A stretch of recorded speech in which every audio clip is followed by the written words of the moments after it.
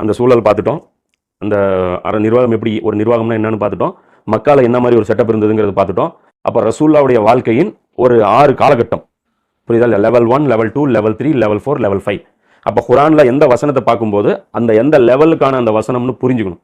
கிட்டத்தட்ட சொல்ல போனால் இந்த பகவத்கீதையை பற்றி யாருக்காவது தெரிஞ்சிருந்தா தெரியும். பகவத்கீதைங்கிறது என்ன? ஒரு போர். அது மகாபாரதம்ங்கிற ஒரு போர். அது வந்து பாண்டவர்களுக்கும் கௌரவர்களுக்கும் மத்தியில் நடந்த போர். அதில் வந்து கிருஷ்ணர் வந்து அர்ஜுனருக்கு வந்து தேர் ஓட்டுவான். அந்த கிருஷ்ணர் வந்து அர்ஜுனனுக்கு வந்து வழிகாட்டுவான். இந்த போரில் எப்படி ஸ்ட்ராட்டஜி செட் பண்ணணும். அந்த போரில் கூட இருந்து அப்பப்போ உபதேசம் பண்ணிகிட்டே இருப்பார். அதே தான் குரானும் கிட்டத்தட்ட.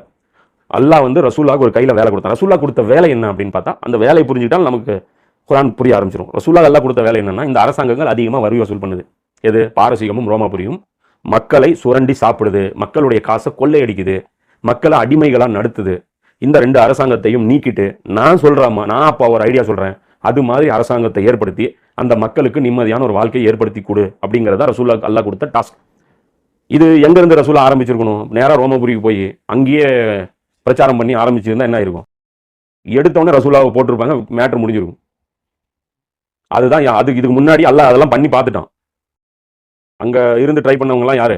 தாவூது நபி, ஈசா நபி. ஈசா நபி என்ன ஆனாங்க? பாரசீகத்திற்குள்ள ரோமாபுரி கவர்மெண்ட்டுக்கு கீழே இருந்துக்கிட்டு ரோமாபுரி கவர்மெண்ட்டை அப்புறப்படுத்த வந்த ஒரு இறை தூதர் தான் ஈசா நபி. அப்போ அவங்களால என்ன பண்ண முடியல? அந்த இடத்துல ஒத்துழைப்பு கொடுக்கல. அங்கே இருக்கிற முஸ்லீம்கள் ஒத்துழைப்பு கொடுக்கல.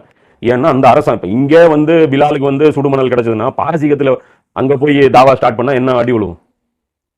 அவங்களுக்கு என்ன அடி விழுந்துச்சுன்னா, இரும்பு சீப்புல கீறப்பட்டாங்க. இரும்பு சீப்பு இருக்குல்ல, அதில் போட்டு மண்ணில் புதைச்சி விட்டுட்டு உடம்புல இரும்பு சீப்பு எடுத்து இப்படி கீறுவாங்க. அப்புறம் என்ன பண்ணுவாங்க? நபியுடைய தோழர்களா நீங்கள் வாங்க அப்படின்னு சொல்லிட்டு ரம்பத்தில் 2ஆக இருப்பாங்க. யார்? ரோமாபுரி கவர்மெண்ட்லாம். இவங்க அடி அந்த மாதிரி இருக்கும்.